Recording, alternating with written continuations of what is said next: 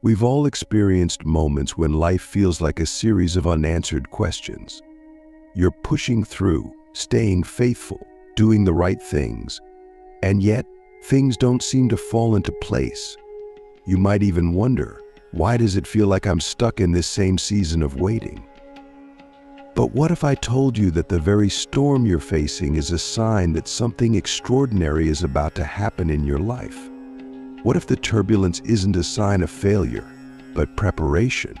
You see, when God is preparing you for a blessing, He often starts by shaking up your foundation. The first sign that God is getting ready to bless you comes in the form of disruption.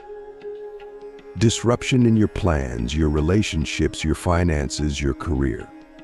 It's not a punishment, it's a divine recalibration. God is shifting things around, removing what no longer serves your purpose so that you are ready to receive what He has in store for you. Think about this. How many times have you experienced a loss, only to realize later that it was actually a gain in disguise? What if the setback you're facing right now is actually a setup for a breakthrough? The challenge is not to give in to despair, but to trust that this disruption, this chaos, is part of the process. Imagine a potter molding clay on the wheel. That clay goes through pressure, friction, and reshaping before it turns into something beautiful. The same is true for your life. The pressure you feel is not meant to break you, but to shape you into the person capable of handling the blessing that's on the way. The second sign is a shift in your desires. Have you ever noticed how your heart starts to long for different things right before a major change? Maybe the things you used to enjoy no longer bring you satisfaction, or the goals you once chased seem hollow. This isn't random. When God is preparing you for a blessing, He begins by realigning your heart with His will. He starts to plant new desires within you, desires that are bigger than what you imagined for yourself. Things that used to matter fade into the background, and something deeper, something more meaningful, takes center stage. Click subscribe to this channel to get more profound spiritual lesson.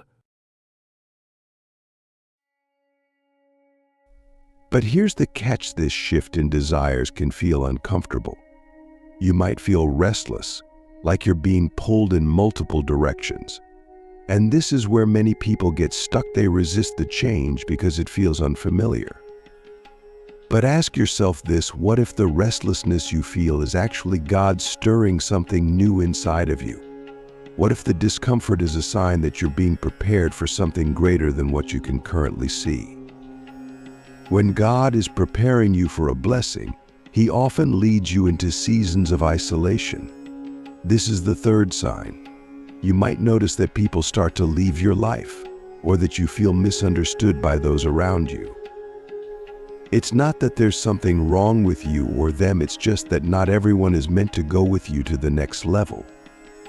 God sometimes has to remove certain people from your life to create space for the new blessings He's about to bring. But this isolation is not meant to make you feel alone. It's a time of deep personal growth. Think of it like a seed being planted in the ground. It's buried in darkness before it can sprout. This is your time to dig deep, to strengthen your roots, to grow in ways that you couldn't if you were surrounded by distractions. Sometimes, God removes people from your life to protect you from relationships that would hinder your growth. Perhaps He knows things about that person or situation that you can't see yet. So instead of clinging to what was, trust that God is making room for what is to come. But here's a deep question for you to reflect on. Are you willing to let go of what's comfortable to embrace what's coming? Because the truth is, you can't step into a new season while holding on to the old one. As we move into the next phase of the video, I want you to take a moment to think about the areas in your life where you've experienced disruption, where your desires have shifted, and where isolation has crept in. These are not signs of failure, they are signs that God is preparing you for something greater. Now that we've explored the initial signs of God's preparation, let's dive deeper into the transformative process that often accompanies these blessings. One of the most profound ways God prepares us is through trials. And here's the fourth sign: when you feel stretched beyond your limits, it's often a sign that a blessing is near. Imagine this: you're at the gym lifting weights. At first it feels manageable, but as you increase the weight, your muscles start to burn and fatigue sets in. But it's precisely that strain that leads to growth. If you never push past your comfort zone, your muscles won't grow. The same principle applies to your spiritual, emotional, and mental muscles. God allows us to experience trials not to break us, but to stretch us so we can handle the greater blessings He has in store. But here's where things get really interesting. Often, right before a breakthrough, the pressure intensifies. Have you noticed that? Just when you think you can't take any more, the challenges multiply. It's as if life is asking, how badly do you want this? Are you willing to endure the fire to receive the gold that lies on the other side? This is where many people give up. They mistake the intensity of the trial for a sign that they're on the wrong path. But what if the opposite is true? What if the very presence of the trial is confirmation that you're on the verge of something extraordinary? Think about the story of Joseph in the Bible. He was sold into slavery by his brothers, falsely accused, and thrown into prison. But every trial he faced was preparing him for a position of power in Egypt. Had he not gone through those trials, he wouldn't have developed the character and wisdom needed to handle the blessing that was coming. The same is true for you. The trial you're facing right now is not here to destroy you, it's here to refine you. But here's the question of the hour: what is this trial teaching you? Because every trial has a lesson. Are you learning patience, endurance, faith, or perhaps surrender? The key to navigating trials is not to run from them, but to lean into them, to ask God, what are you trying to teach me in this season? When you shift your perspective from seeing trials as obstacles to seeing them as opportunities for growth, you unlock a new level of spiritual maturity. And then there's the fifth and final sign: unusual favor. This is when doors start to open that you didn't even knock on. Opportunities come your way that you didn't ask for. Resources appear seemingly out of nowhere. This is a clear sign that God is preparing you for a blessing. But here's the thing about favor: it often comes after a long season of waiting and testing. You've been through the fire, you've remained faithful, and now God is rewarding you with favor that doesn't make sense in the natural. But here's a critical insight: favor is not just about receiving blessings, it's about stewarding them. When God blesses you, it's not just for you, it's so you can be a blessing to others. Think about it: when Joseph was placed in a position of power, he didn't hoard the resources for himself. He used his favor to save an entire nation from famine. So the question is, how will you use the favor that God is preparing to pour into your life? As we close this part of the video, I want you to reflect on the trials you've been through. What have they taught you? And how will you use the favor that's coming your way to impact the lives of others? Now that we've discussed the trials and favors that accompany God's preparation, let's talk about the final phase: transformation. When God is preparing you for a blessing, transformation is inevitable. You can't step into a new season with the same mindset, habits, or limitations from the old one. This is where the real work happens, where God refines not just your circumstances, but your heart, your character, and your beliefs. Transformation is not always comfortable. In fact, it's often painful. You may feel like you're being stripped of everything you once held dear. But here's the profound truth: transformation requires surrender. You have to be willing to let go of control, to release your grip on how you think things should be, and trust that God's plan is better than yours. But here's the deep question I want you to ponder: what are you holding on to that's preventing your transformation? Maybe it's an old belief, a relationship that's no longer serving you, or a fear of stepping into the unknown. Whatever it is, know that letting go is the key to unlocking the blessing that's on the other side. In this final phase, God is not just preparing you for the blessing, He's preparing you to sustain it. Because here's the thing about blessings: they come with responsibility. The greater the blessing, the greater the responsibility. And if you're not ready to handle it, the blessing can quickly turn into a burden. This is why God takes His time in preparing you. He's not in a rush. He's more concerned with your character than your comfort. As you step into this new season, remember that the blessing is not the end, it's the beginning. It's the starting point for your next level of growth, impact, and purpose. So don't rush the process. Embrace the transformation, trust the trials, and steward the favor. You are being prepared for something greater than you can imagine.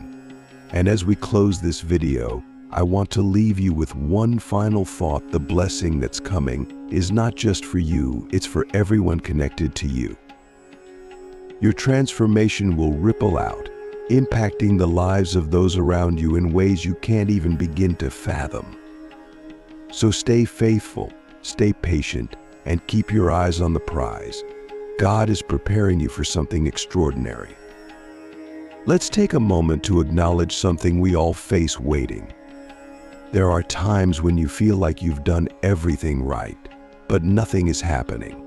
You've prayed, you've worked hard, you've even sacrificed, but the breakthrough hasn't come yet. And it's frustrating, right? It's easy to start thinking, what am I missing? Why hasn't God moved yet? But what if the waiting itself is part of the preparation? What if the delay is not denial, but divine timing? Here's the truth: waiting is not passive. It's not just about sitting around hoping something will change. Waiting is active. It's a time of growing, of building, of preparing yourself for what's to come. Think about it: if a farmer plants seeds and then walks away, never tending to the soil, never watering the crops, nothing will grow. The same applies to your life. While you wait, there's work to be done. But this work isn't about forcing things to happen. It's about getting ready for them to happen. In this season of waiting, you may feel like you're being stretched thin. You might feel like you're at your breaking point. But this is where trust comes in. Trust that even though you can't see it, God is working behind the scenes. Trust that what feels like a delay is actually perfect timing.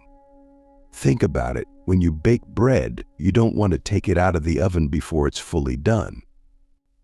If you do, it will be half-baked and not ready to serve its purpose. The same goes for the blessing that's being prepared for you.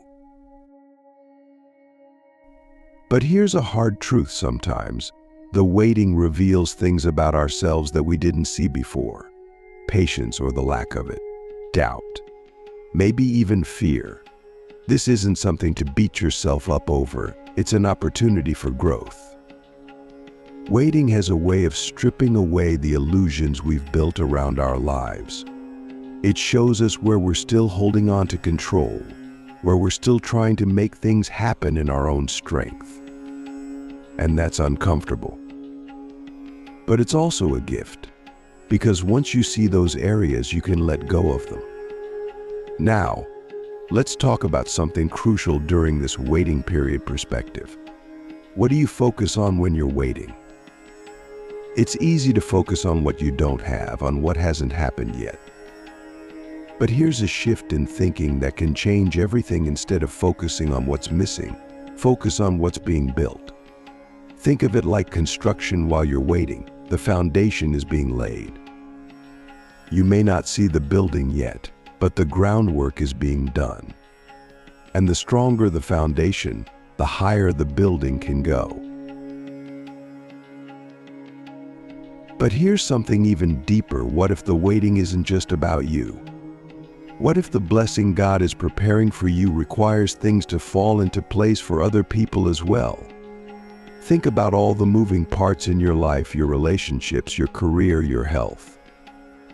Sometimes, the people connected to your blessing need time to get ready too. Maybe the door hasn't opened yet because the right person isn't in place on the other side.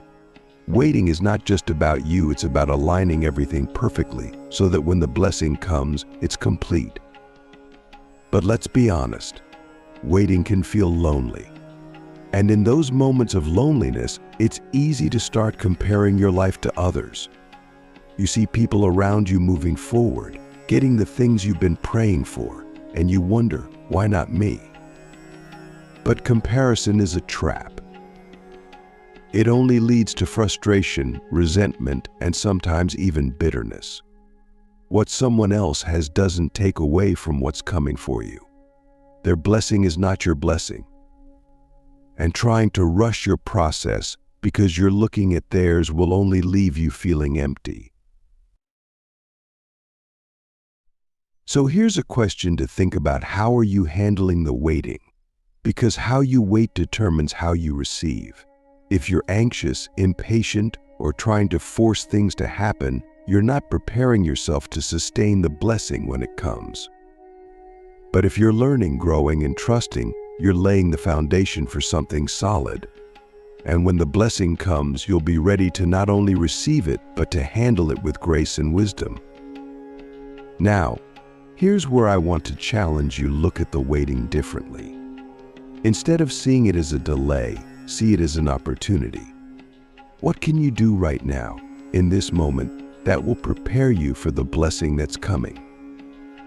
Maybe it's learning a new skill, strengthening a relationship, or deepening your faith. Whatever it is, do it with the mindset that you're not just waiting for a blessing, you're preparing to sustain it. Now, let's dive into something even more profound: the power of letting go. You've probably heard the phrase "let go and let God" a million times, but what does that really mean? And more importantly, why is it so crucial when you're on the edge of a blessing? Here's the reality: we often hold on to things that no longer serve us. It could be a relationship, a job, a mindset, or even an old dream. We cling to these things because they're familiar, because they give us a sense of security. But holding on to what's familiar can actually block the new things God is trying to bring into your life. Think about it: you can't receive a gift if your hands are already full. Letting go is hard because it requires trust. It requires you to believe that what's coming is better than what you're holding on to. And sometimes, the things we need to let go of aren't bad, at least not on the surface. They might even be good things. But just because something is good doesn't mean it's God's best for you. Sometimes you have to release the good to make room for the great. But here's the tricky part: we often don't realize what we're holding on to. It's like carrying a backpack full of rocks. You've been carrying it for so long that you don't even notice the weight anymore. But as soon as you set it down, you realize how much lighter you feel. So what's in your backpack? What are the things you're carrying that might be weighing you down, keeping you from receiving the full blessing God has for you? Maybe it's fear.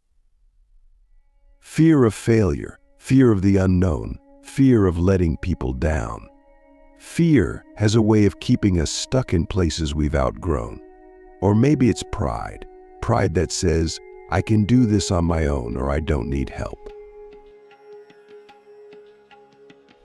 Now, here's something that can be hard to hear sometimes. The thing you need to let go of is a relationship. Not everyone is meant to go with you to the next level. And that's okay. It doesn't mean there's anything wrong with them or with you. It just means that your paths are diverging. But holding on to a relationship that's no longer serving you can block the new connections, the new opportunities, the new relationships that God has in store. But here's the beauty of letting go. It creates space. Space for new things, new growth, new blessings. Imagine trying to fill a cup that's already full. It's impossible. You have to empty it first, and that's what letting go does. It empties your cup so that God can fill it with something better. But here's the real power of release. When you let go, you're not just making space for something new, you're also making a statement of trust. You're saying, I trust that what's coming is better than what I'm releasing.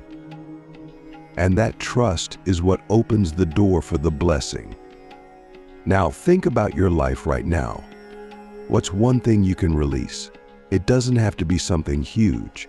Maybe it's a small mindset shift, a habit, or even just the way you speak to yourself.